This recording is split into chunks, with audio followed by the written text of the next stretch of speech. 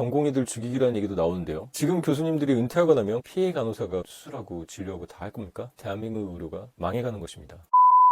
문종탁TV의 문종탁 변호사입니다. 올해 2024년 8월 28일 수요일 간호법이 국회 본회의를 통과해서 PA 간호사의 의료행위가 합법화된다고 합니다. 간혹에는 역사적 사건이라고 환영하겠죠? 반대로 의사단체는 강하게 반발했습니다. 간호법이 통과되니까 29일 예정돼 있었던 전국 보건의료종사노동조합이라고 하네요. 보건의료노조와 의료기관 62곳 중에서 무려 59곳이 노사교섭이 다 합의가 됐습니다. 무슨 법이길래 간호사들은 이렇게 환영을 하고 의사들은 이렇게 반대를 할까요? 간호법이 통과된 것은 제가 이전 영상에서 말했던 윤석열 대통령의 의대 증원 정책으로 전공의들 이탈이 생기니까 그 의료 공백을 막기 위한 것으로 보입니다.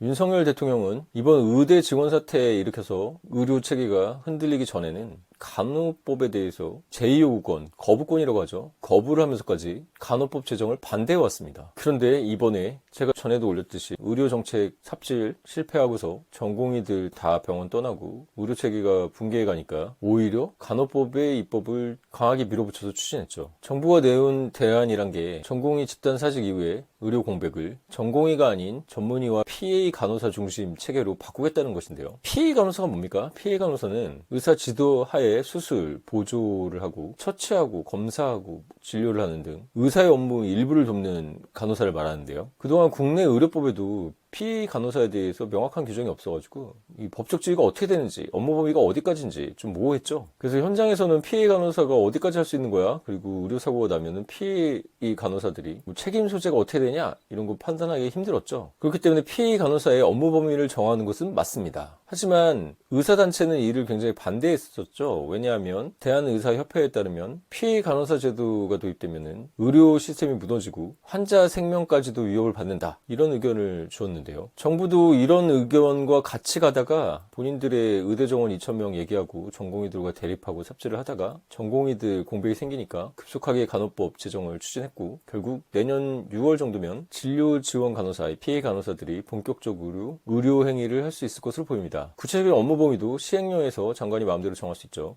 간호법에는 간호사분들의 권리 향상을 위한 조문도 있습니다. 이 부분은 저는 찬성하고 환영하는데요. 보건복지부 조규용 장관도 간호법 제정으로서 전공의 이탈에 따르는 진료 공백을 막을 수 있는 진료 지원 간호사, PA 간호사들 뒷받침할 수 있는 정책과 지원 체계도 강화할 수 있다. 이렇게 환영의 의사를 밝혔는데 결국 전공의 이탈 문제 때문에 간호법 제정을 한 것이죠. 간호사분들의 권익 향상을 하는데 누가 반대합니까?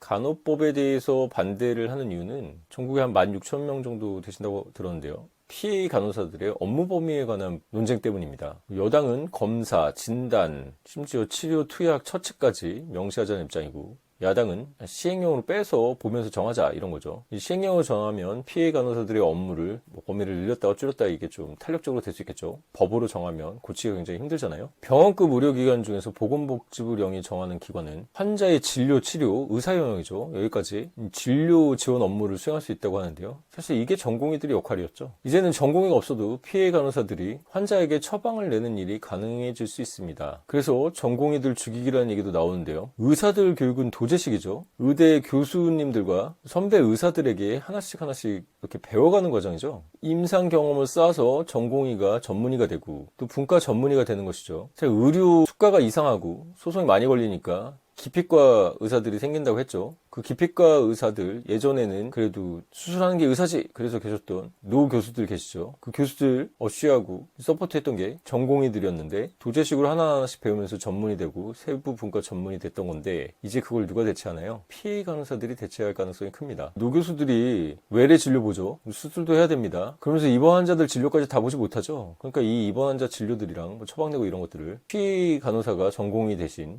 약 처방도 하고 진료도 보고 이런 게 핵심이겠죠. 지금 당장 의료 공백은 PA 간호사로 임시방편으로 땜빵할 수는 있을 것 같습니다. 하지만 지금 교수님들이 은퇴하고 나면 그 다음은 어떻게 될까요? 의대 증원 늘려서 낙수과라고들 하는데 낙수과 기피과 의사가 없는데 PA 간호사가 그러면 수술하고 진료하고 다 할 겁니까? 대한민국 의료가 망해가는 것입니다. 이게 의료개혁에 10년 20년 걸린다는 윤석열 대통령의 빅피처인지는 모르겠는데 당장 의료대란에서 의사들에게 밀리는 걸로 보이면 안 되니까 PA 간호사로 땜빵을 일단 해놓고 보자. 뭐 이런 생각인 것 같습니다. 간호법에 대해서 비판만 할 생각은 없습니다. 간호법에 좋은 부분도 있죠. 간호사분들 처우 개선에 대한 조항들이 들어가는데요. 간호사에게 무면허 의료행위죠. 이런 거 지시하는 거 거부할 수 있는 권한, 간호사 1인당 환자 수 제한, 그리고 기존에 좀 간호사분들 사이에서도 계급 비슷하게 있었죠. 간호사, 간호조무사. 이 간호조무사도 전국 단위의 협회를 법정단체를 둘 수 있도록 했습니다.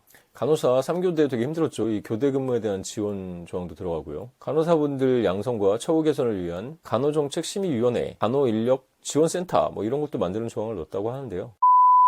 간호사분들의 처우를 개선하고 간호사분들이 할 수 있는 업무 범위를 정해서 자칫 뭐 의료소송을 당하거나 이런 것을 막기 위해서 범위를 명확하게 하는 거에 대해서는 반대할 이유가 없겠죠. 하지만 이번 정부의 PA 간호사에 대한 직업 확대는 졸속으로 전공의들의 공백 메우기로 몰아붙인 것이 아닌가 하는 비판이 있고 저도 어느 정도 동의합니다.